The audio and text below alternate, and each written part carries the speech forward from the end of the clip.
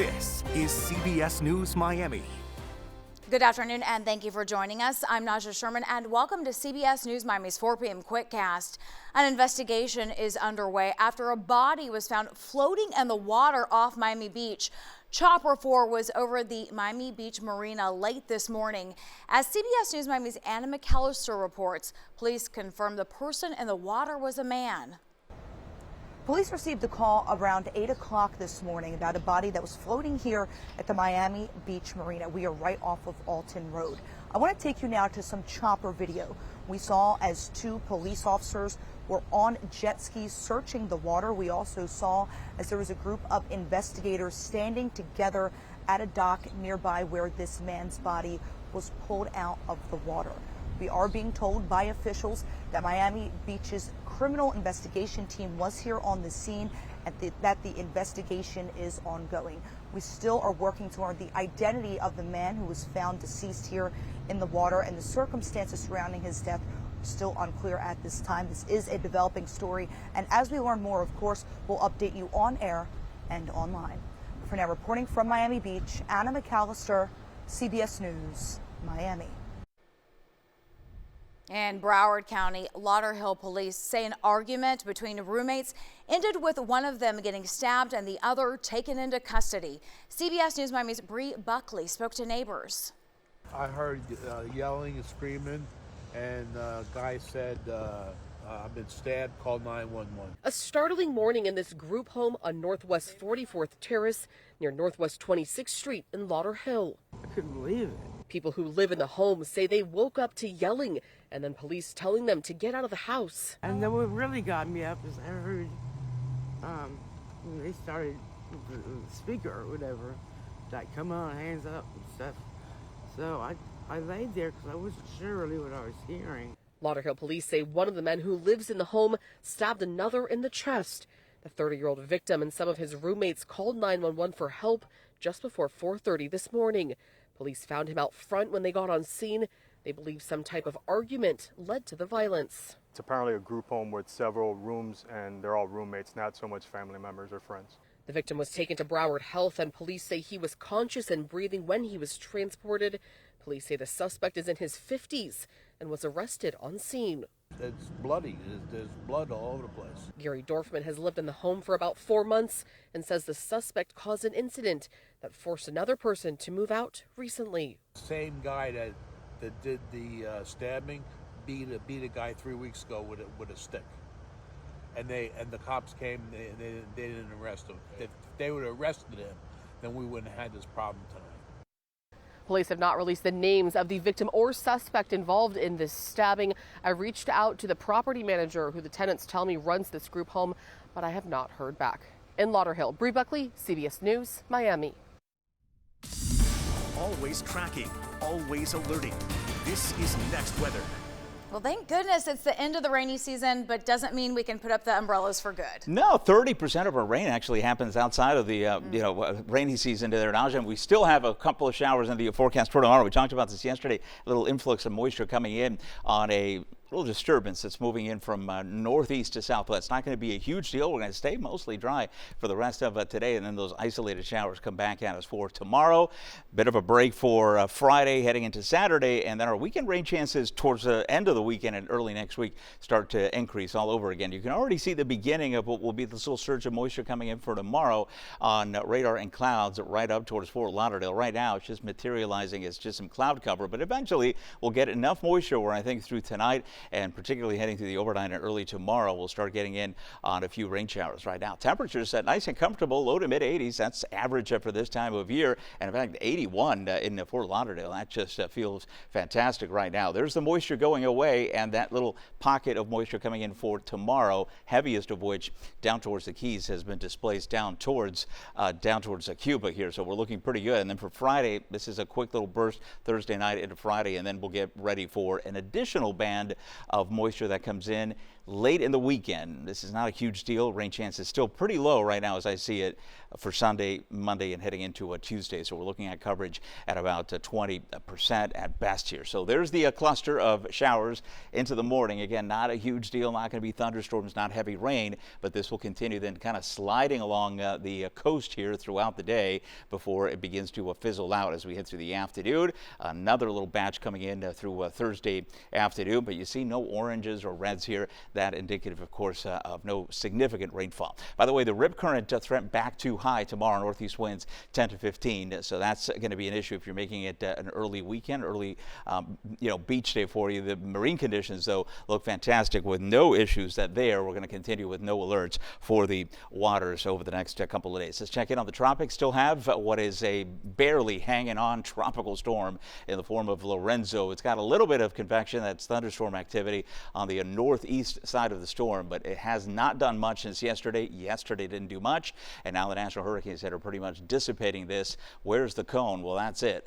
It's over for tonight, and we'll say goodbye to Lorenzo. But then again, the area of that we're going to be watching here highlighted in orange by the NHC, that's for potential slow development heading into next week. I still don't see it as a threat. Here we are across the southern part of the peninsula. Anything that develops would generally track towards the west, as the models are indicating right now. So not going to be a huge deal as we check in on conditions for the next 7 days. Let's take a look at the forecast for your rest of the week here, officially beginning the dry season for tomorrow, and we'll do that with just slight rain chances into the weekend. We're looking good. Planned for outdoor activities. I think those will be nice here for Saturday. Temperatures in the mid 80s, and then rain chances coming up a bit heading into next week, about 20 to 30%. Ivan, thank you. Hurricane season runs through November 30th, and the Next Weather team is making sure that you are prepared. Just scan the QR code and find all the tools you need to help you get ready. You can also find our 1-hour hurricane special. It has important information for you and your family. Just go to cbsmiami.com. Now to developments and the Israel-Hamas peace plan.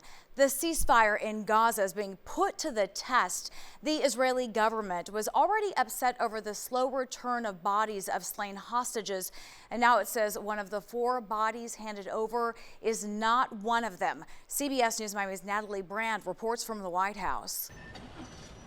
Loved ones and even strangers laid to rest Guy Elus Wednesday. His remains were among those returned to Israel Monday as part of the Gaza peace plan. He don't know me, and I didn't know him 2 years ago. Okay, but we have to give him his honor. He deserves it. But concerns linger on both sides over the ceasefire holding, given Hamas has still only released a few of the remaining deceased hostages. Ruby Hen, the father of Israeli-American Itai Hen, is among those still waiting. Just a small incident that could happen, a miscalculation, and this whole chapter of hostages coming out could be put on hold. President Trump on social media said the job is not done. The dead have not been returned as promised, but added phase 2 begins right now. The president's plan calls for Hamas to disarm and have no role in the future governance of Gaza. But Hamas has previously said it would not lay down weapons until a Palestinian state is established. We have told them we want to disarm, and they will disarm. And if they don't disarm, we will disarm them. And it'll happen quickly and perhaps violently. I hope we can do this peacefully, and we're certainly ready to do so. In an exclusive interview with CBS News' Tony DeCopel, Israeli Prime Minister Benjamin Netanyahu talked about his hopes for Gaza. This is a transitional period, and we want to fashion a governance that works, that is not made of people who are committed to our destruction. But Hamas is still asserting control in parts of Gaza. Hamas-linked social media video shows fighters executing people they accuse of collaborating with Israel. Natalie Brand, CBS News, the White House. Israel has told the UN that the expected number of aid trucks allowed into Gaza will be reduced or delayed due to Hamas's slow release of hostage remains. Stay with CBS News Miami for continuing coverage of the Israel-Hamas peace plan. Count on us for the latest developments on air, online, and on the CBS Miami stream. Now at 4, new video of the final moments before a woman was killed while visiting her son in Miami Beach. The surveillance video shows Elizabeth Caruso checking into a hotel back in July. Police say she was in South Florida to check on her son, who has mental problems. Hours later, you see Anthony Caruso in his apartment building across the street. Caruso is accused of killing his mother in his apartment and throwing her body down a trash chute. Her body was later found in a dumpster. Caruso was arrested and charged after an hours-long standoff. An elderly Lauderhill Lakes man is recovering after 2 dogs attacked him yesterday morning. A BSO deputy ended up shooting one of the dogs. When deputies responded to a dog attack call on Northwest 35th Avenue near 39th Street, they found the victim with multiple dog bites. BSO says one of the dogs tried to attack a deputy and the deputy shot it. The owner surrendered the dogs to Broward County Animal Care, and we are told they will be euthanized. When we come back, new car sticker shock and what's behind it. We have an eye on your money. It's a trending investment alternative you can't ignore, crypto. I keep telling my friends, you need to get into it. You need to take the deep dive. So how does it work? Is it safe? And how do you cash in? Tonight at 11. Welcome back to CBS News Miami's 4 p.m. Quickcast. We have an eye on your money, and if you are looking to buy a new car, brace yourself for sticker shock. Kelly Blue Book says for the first time, the average price for a new car has passed $50,000. It attributes the increase to rising auto tariffs, luxury cars, and pricier electric vehicles. Miami's landmark Freedom Tower is back open to the public after 2 years. $25 million was spent for structural repairs, renovations, and developing new historical exhibits. The state committed funding to the 100-year-old building back in 2021. If you would like to visit, general admission tickets are now available. A new Barnes & Noble store had its grand opening today at a new location in Kendall.